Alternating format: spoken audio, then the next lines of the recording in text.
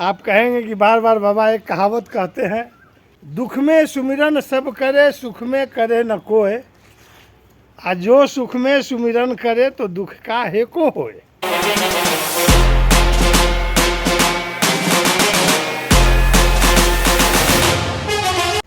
दोस्तों नमस्कार, मैं ओंकार तिवारी बाबा गोट फार्म से। इस महीने में मानसून जो है लगभग आ ही जाती है, या कई जगह पे आ चुकी होगी और कई जगहों पे 2-4 दिनों में आ जाएगी। मानसून आने का मतलब ये है कि बरसात का आगमन होने ही वाला है। ऐसे बरसात के आगमन होने से पहले जो बकरी पालक भाई फार्मिंग कर रहे हैं वो अपने कान खड़े कर लें, अलर्ट हो जाए कि अब आने वाला जो सीज़न है संघर्षपूर्ण है। पहला बरसात और बरसात के लगे हाथ सर्दी। एक कहावत आपको मैं बताता हूँ, दुख में सुमिरन सब करे, सुख में करे न कोय, आ जो सुख में सुमिरन करे तो दुख का हेको होए। यानी विपत्ति पड़ने पर, कष्ट आने पर, समस्या आने पर आप लोग जितना बेचैन हो जाते हैं, कहीं उससे अच्छा है कि विपत्ति आने से पहले, समस्या आने से पहले आप उसका समाधान कर लें। क्योंकि हमारी बात थोड़ी कड़वी होती है, हो सकता है किसी को बुरा लगता हो, लेकिन सच यही है कि आप कुछ बचाने के चक्कर में बहुत ज़्यादा खोने के कगार पे खड़े रहते हैं।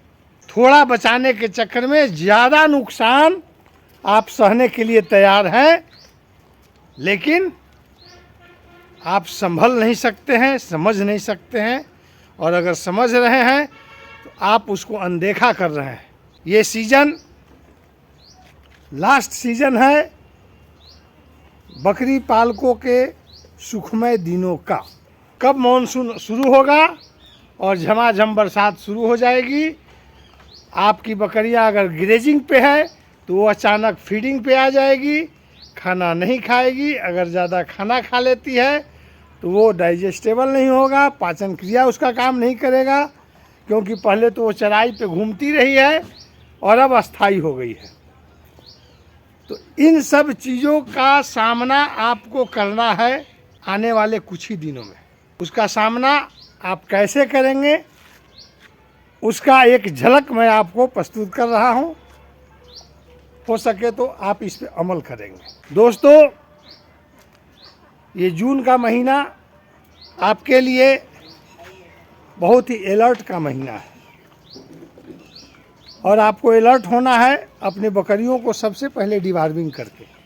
लगभग इस महीने में मानसून आ जाएगा और बरसात शुरू हो जाएगी, फिर आपको कई परेशानियों का सामना करना पड़ेगा। आप मेरे हाथ में देख रहे होंगे, यह है नियोजाइड प्लस, जिसका कॉम्बिनेशन है ऑक्सीक्लोजानाइड और लिवामिसोल। आप अपने सभी बकरियों का इस दवा से डिवार्मिंग कर लें।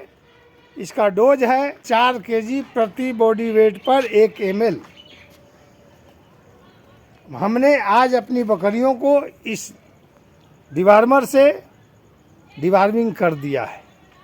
आप सभी बकरी पालकों को सूचित कर रहा हूं, आग्रह कर रहा हूं कि नुकसान से बचने के लिए आप भी अपने बकरियों को इस दवा से डिवार्मिंग कर लें, और 24 घंटे के बाद आप ET+TT का वैक्सीन ज़रूर कर लें। क्योंकि इंट्रोटॉक्सिमिया एक ऐसी बीमारी है जो आपको डॉक्टर के पास कॉल करने का अगर समय दे देती है तो ऑल दी बेस्ट, अन्यथा डॉक्टर को बकरी के पास पहुंचने तक का समय नहीं देती है। हमारे पास कई फ़ोन आते हैं और ऐसी हालात बताते हैं, दवा भी मैं बताता हूं, लेकिन रिपोर्ट लोगों का आता है, कुछ लोगों का, सभी तो ऐसे नहीं होते हैं। उनको अपने काम से मतलब है, कष्ट होता है, रिंग घुमा देते हैं, बाबा जी ये चीज़ बता दो।